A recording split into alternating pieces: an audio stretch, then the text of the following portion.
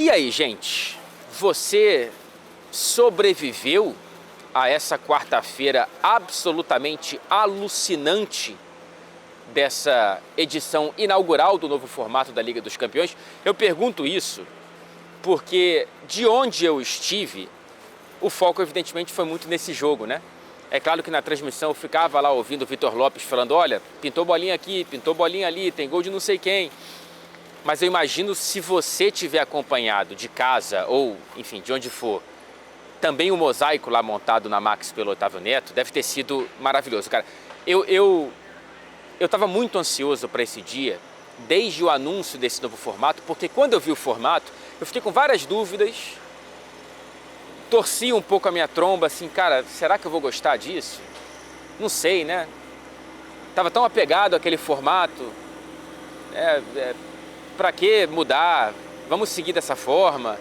Mas aí, entre várias dúvidas e outras curiosidades, por essa data eu me apaixonei logo de cara, porque eu pensei, cara, 29 de janeiro teremos 18 jogos simultâneos valendo alguma coisa. Não todos, mas tomara que muitos. E aí acabou que 16 dos 18, pelo menos quando a bola rolou, valiam alguma coisa, seja classificação, seja posição.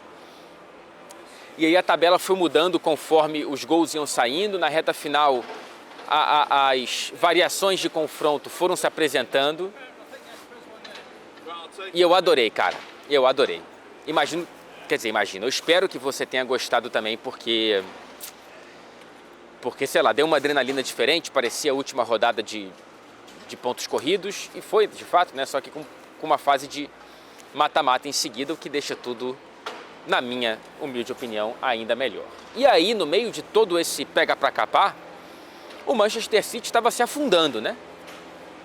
Cara, o City, eu vinha dizendo, não só eu, como muita gente, né? Não é como se tivesse uma visão privilegiada, mas eu fazia parte desse coro, que falava que poderia ser uma casca de banana sim para esse City enfrentar o Bruges. O Bruges não veio aqui como veio o Chelsea, por exemplo, com linha alta, querendo pegar o Haaland no impedimento, dando campo, dando corredor, fazendo com que o Haaland se sentisse no Borussia Dortmund, jogando a Bundesliga, que era linha alta o tempo inteiro. O Bruges ele fez o que os times que geralmente complicam o Manchester City ainda mais nessa temporada fazem. 10 atrás da bola, uma linha de 5 dentro da área seguida de uma linha de 4. E, meu amigo, contra-ataque rápido, bem montado, não é uma equipe rudimentar, é uma equipe interessante essa do Bruges, não à toa empatou com a Juventus, venceu do Sporting, está classificada para a próxima fase da Liga dos Campeões, inclusive pega ou Dortmund ou Atalanta, já é um confronto que pode ser divertido e que o Bruges entra como azarão, né? O favorito vai estar do outro lado, mas enfim, o Bruges arrumava problemas para o Manchester City, tanto é que na primeira parte, no primeiro tempo, o City não consegue atacar direito, não consegue criar nenhuma chance de fato palpável, e o Bruges era perigoso nos contra-ataques, tanto é que marca dessa forma. Uma bola que o City quase consegue dominar dentro da área com o Gundogan, transforma-se num contra-ataque mortal, 1-0 para o Bruges no apagar das luzes do primeiro tempo, e o City, que já com o empate estava caindo, sendo eliminado da primeira fase da Liga dos Campeões, foi para o intervalo perdendo. Aí na minha cabeça era assim, cara, se empatando estava difícil atacar, agora perdendo o Bruges vai conseguir se defender ainda melhor. Como é que o City vai conseguir armar melhor os ataques e ser mais perigoso sem se expor ainda mais? Então, na minha lógica era, cara, talvez o Bruges esteja mais próximo do segundo do que o Manchester City do empate. E aí, cara, assim, antes de entrar na parte feliz da história pro torcedor do City e pro correspondente que cobre os times ingleses, né? Pelo amor de Deus, não vamos ter inglês eliminado na primeira fase da Liga dos Campeões, que aí eu fico tendo que colher menos flores. O City estava próximo de ser eliminado da primeira fase da Liga dos Campeões com um novo formato que além de, na minha opinião, ser mais interessante, expandiu o número de clubes, portanto reduziu a porcentagem de clubes eliminados nessa fase. Antes era metade, 16 de 32, e agora virou um terço, 12 de 36. E ainda assim, o Manchester City fez uma campanha constrangedora, tropeçando nas próprias pernas, tomando virada do Sporting, tomando empate 3 gols em 3 minutos, em 15 minutos do Feyenoord, tomando virada do PSG.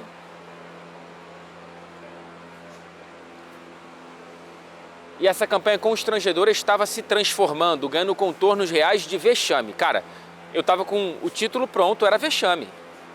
O título do vídeo, né? Porque não dá, com a folha salarial que o Manchester City tem, com os jogadores que tem, com o treinador que tem, cair na primeira fase da Liga dos Campeões. Eu sei que temporadas ruins acontecem, mas isso seria uma vergonha.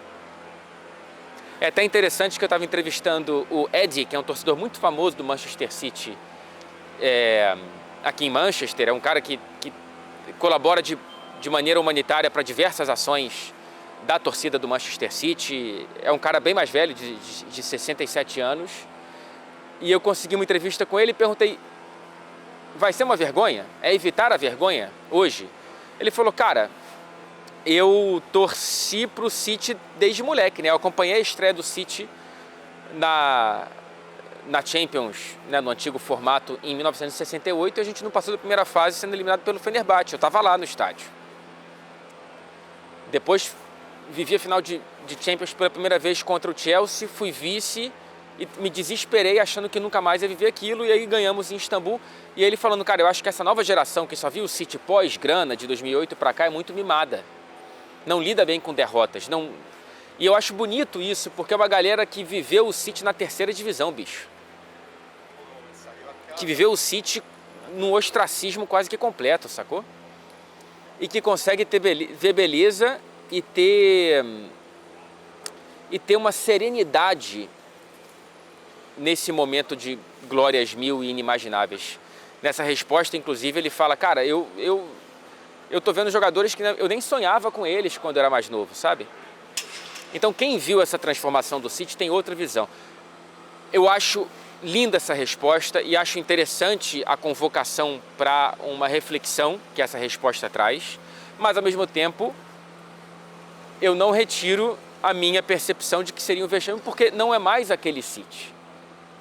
Esse City tem, desculpa a palavra, é muito raro eu usar isso, eu não gosto de usar, mas eu acho que tem que ser usado nesse caso, a obrigação de passar entre os 24 melhores clubes do futebol europeu.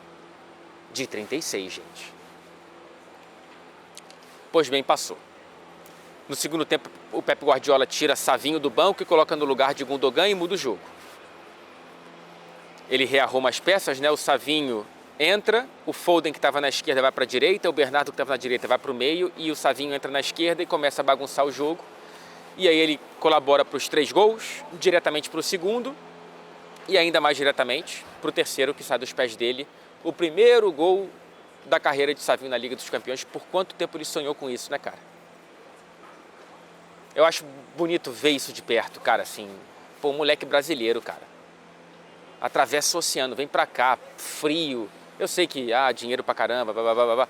Mas, meu irmão, o cara conseguiu furar a bolha do 0,1% do futebol e agora furou outra, que é fazer um gol numa Liga dos Campeões. Isso eu acho foda. Não tem outra palavra, é foda mesmo. E o moleque vem aqui e faz o gol, o primeiro dele na Champions. Repito, por quanto tempo ele sonhou com isso. Entrevistei ele depois do jogo, essa entrevista está nos canais da TNT Esportes. E é o jogo do Savinho, cara. O Savinho que vira esse jogo para o Manchester City, que merece a vitória. O segundo tempo é muito melhor, agride muito mais. O Bruges poderia ter feito mais gols, sofreu um pouco no contra-ataque. O Ederson foi bem, com defesas importantes em momentos essenciais. Mas essa é a virada do Savinho para tirar o Manchester City do buraco e colocá-lo na próxima fase, que aí... ai. Você já sabe, né? O Manchester City, por conta da baixa colocação na tabela, eu vou até checar aqui qual que é, ficou ali em 22º. Por conta disso, nos playoffs da Liga dos Campeões, que eu gosto de chamar de repescagem, o City vai pegar ou Real Madrid ou Bayern de Munique e, por estar na parte de baixo da tabela, joga a segunda fora de casa. Então agora dia 11 e 12 joga em casa a primeira perna, o jogo de ida, e na semana seguinte, 17 ou 18, visita Munique ou Madrid. A decisão, o sorteio será agora, nesta sexta-feira, tá? Nesta sexta-feira, se eu não me engano, às 8 da manhã, horário de Brasília. Transmissão, claro, TNT Max. Que loucura, hein, bicho? Real Madrid ou Bayern de Munique, o City ainda paga pela campanha ruim. Só que tem uma chance de um renascimento lindo, né? Porque vai ter pela frente uma final de Liga dos Campeões, gente. Antes da Champions começar, eu colocava na cabeça, cara, pode ser City e Real Madrid numa final, quem sabe, né? Tantos confrontos recentes. O Bayern de Munique é um pouco mais de incógnita por conta da chegada do Kompany, mas tem peso para isso. Já decidiram quartas de final recentemente, né? Com aquele golaço do Rodri de fora da área, enfim. Vai ser complicado, cara.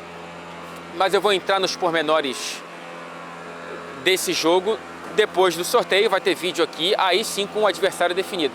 O curioso é que ou Real Madrid ou Bayern, claro, um dos dois pega o City, o outro pega o Celtic, né? Nunca o nome do Celtic foi tão celebrado por alguém como será na sexta-feira, ou em Madrid ou em Munique.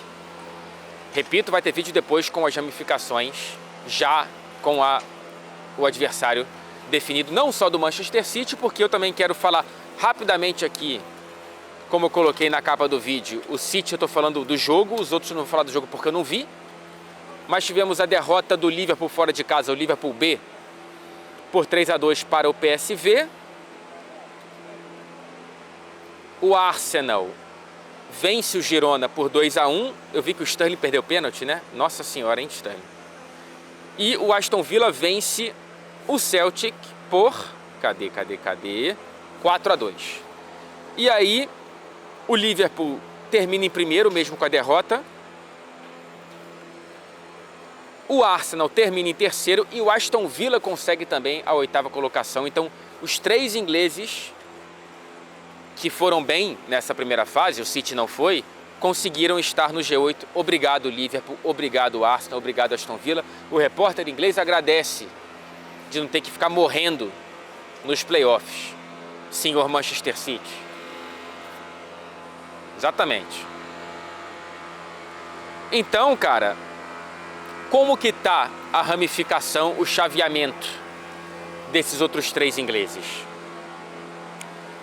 Liverpool vai pegar nas oitavas de final